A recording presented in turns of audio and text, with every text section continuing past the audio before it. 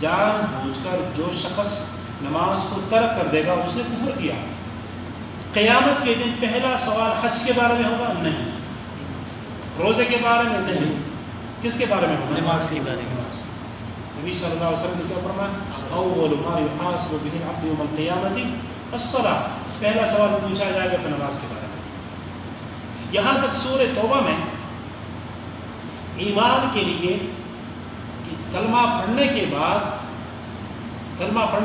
اللہ رب العالمین نے کیا فرمایا؟ فَإِن تابوا، اگر یہ لوگ اپنے شرک سے توبہ کریں، وَأَقَامُوا الصَّلَاةَ وَآتَوُا الزَّكَاةَ فَخَلُّوا سَبِيلَهُمْ، توبہ کریں شرک سے، کلمہ پڑھ لیں گے، پھر اس کے بعد نماز کی پابندی کریں، زکوٰۃ ادا کریں، تو پھر ان کو چھوڑ دو، یعنی ان کو پھر آپ کچھ نہیں کر سکتے۔ دوسری آیت میں کیا فرمایا؟ فَإِخْوَانُكُمْ فِي الدِّينِ، دین میں تمہارے بھائی ہیں۔ کب؟ جب نماز کی پابندی کریں گے۔ مسلم کون ہے؟ مسلم کی ڈیفینیشن کیا ہے؟ نبی صلی اللہ علیہ وسلم نے فرمایا من صلی صلاتنا واستقبل قبلتنا واکل ذبیحتنا فذلک المسلم، جو تین کام کرے گا، نماز، ہماری طرح نماز پڑھے گا، ہمارے قبلے کی طرف نماز کے ٹائم منہ کرے گا، اور جو مسلمان کا ذبیحہ ہے وہ کھاتا ہے، یہ مسلمان ہے۔ اب یہاں بھی نبی صلی اللہ علیہ وسلم نے پہلی شرط لگائی تو نماز کی پابندی۔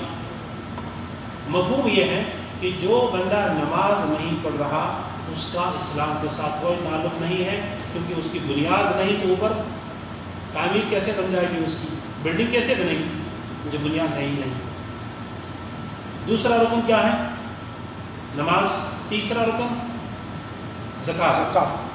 چوتھا رمضان کے روزے، اور آخری رکن ہے حج بیت اللہ، من استطاع الیہ سبیلا، جس کی استطاعت ہو۔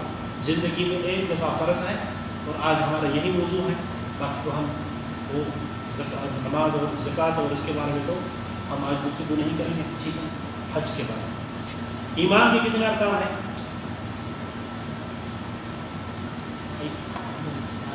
ایمان کے کتنے ارکان ہیں اور ایمان کی تعریف کیا ہے؟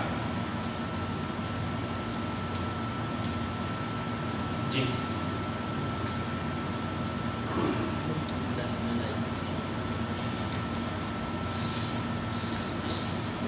سے اچھی میں ہوں جی، ایمان کے ارکان 7 جی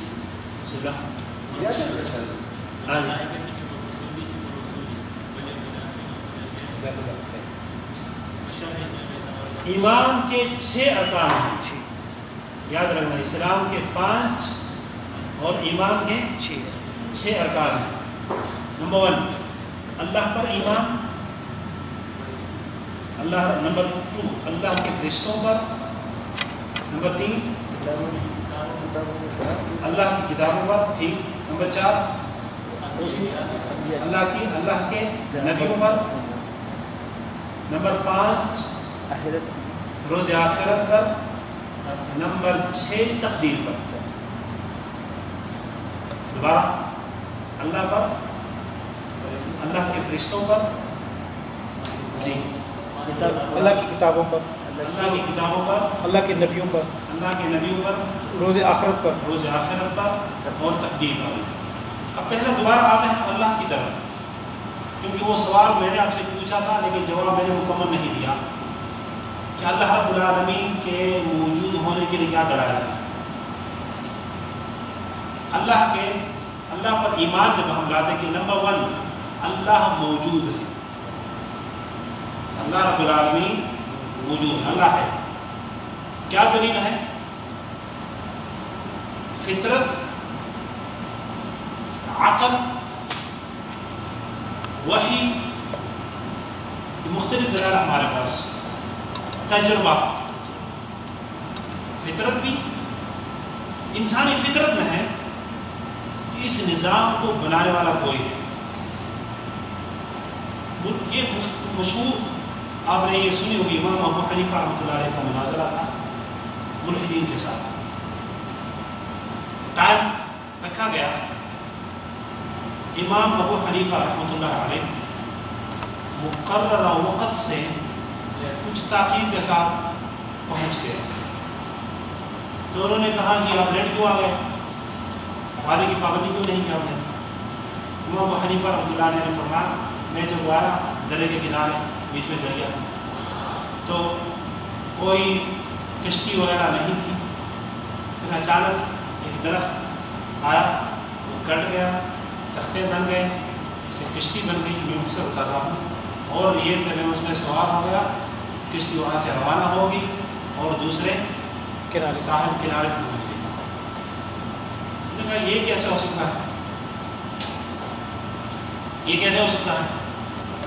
امام حنیفہ رحمۃ اللہ علیہ فرمایا ایک کشتی خود نہیں بن سکتی، تو اتنا عظیم جو کائنات کا ایک نظام ہے یہ خود بخود کیسے وجود میں آ گیا؟ ٹھیک ہے نا، ہمارے سائنسدانوں نے کہا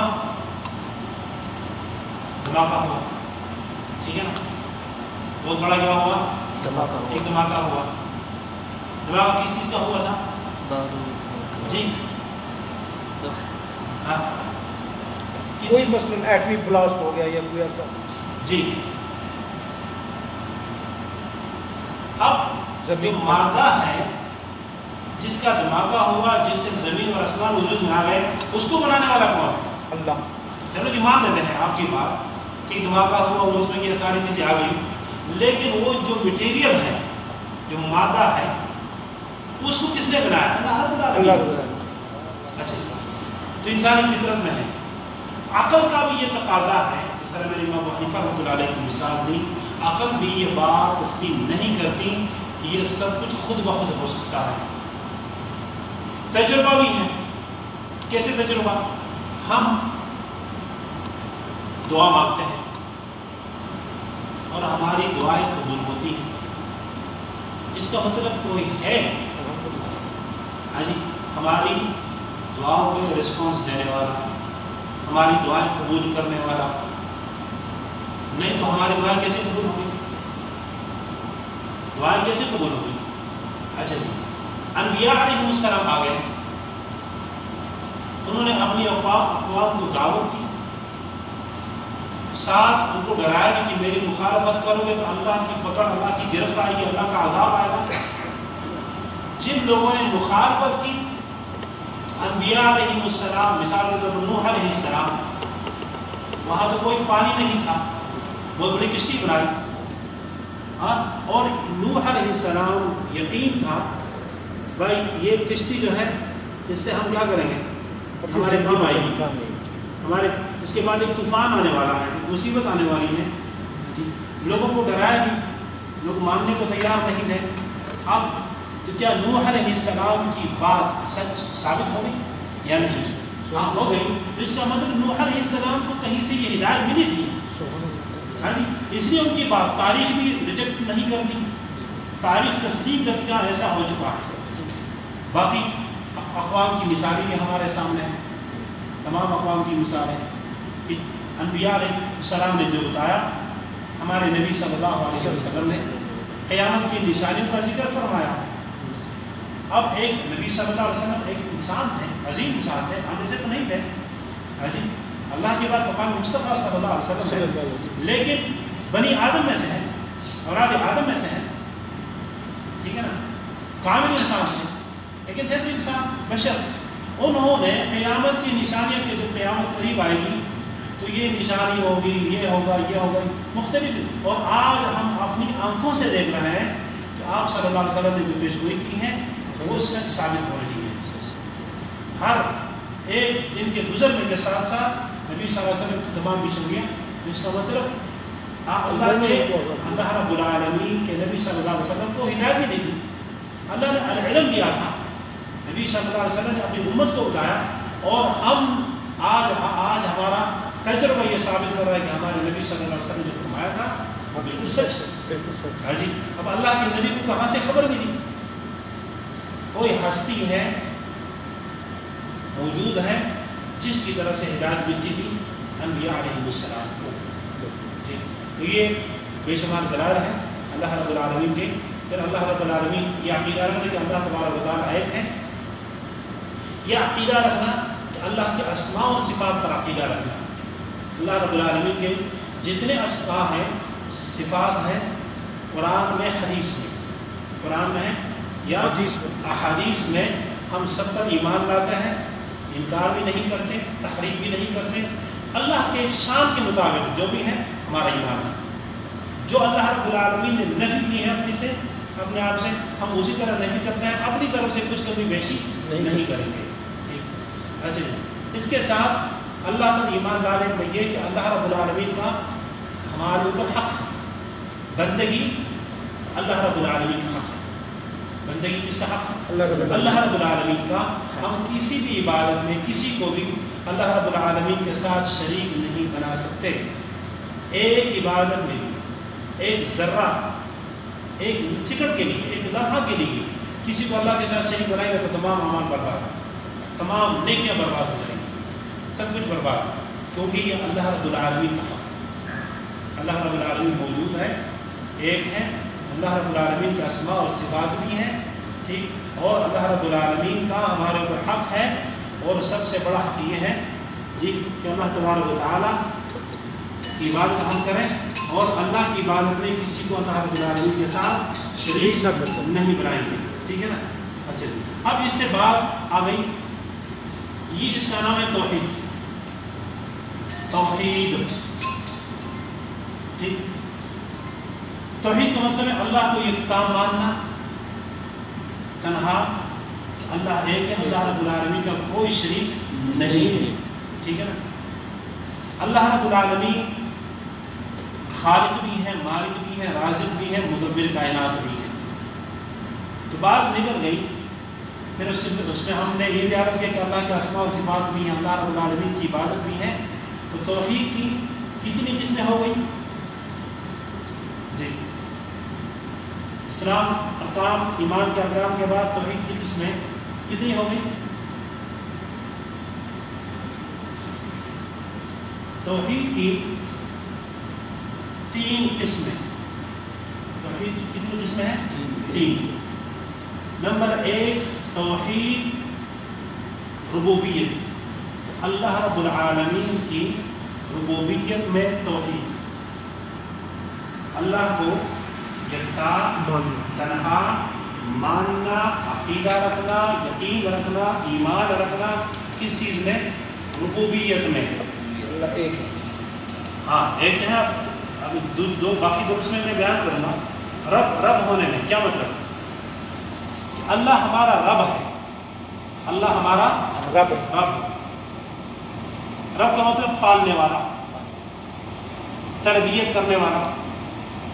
جب ہم یہ اعلان کرتے ہیں، یہ عقیدہ رکھتے ہیں، اقرار کرتے ہیں کہ اللہ رب العالمین ہمارا رب ہے، اس کے اندر 3 باتیں، خلاصہ 3 باتیں آ گئی. نمبر 1 ربوبیت کے اندر ایک پوائنٹ ہے توحید ربوبیت، اس کے اندر پھر سب پوائنٹ ہیں، یعنی 3 باتیں. توحید ربوبیت خلاصہ ہے 3 باتوں کے لیے. نمبر 1 اللہ ہمارا خالق ہے. توحید ربوبیت میں اللہ کو خالق، پیدا کرنے والا ماننا، یہ بھی توحید ربوبیت میں ہے. نمبر 2 اللہ ہمارا مالک ہے. اللہ ہمارا مالک. اللہ تبارک و تعالیٰ جب یہ بھی جب ہم کہتے ہیں اللہ مالک ہے، مالک یوم الدین، ہمارا بھی مالک ہے، ساری کائنات کا مالک ہے. یہ بھی کیا ہے؟ کون سی توحید میں؟ ربوبیت میں. کون سی توحید؟ توحید ربوبیت میں. ٹھیک. ہر چیز کا مالک کون ہے؟ اللہ رب العالمین.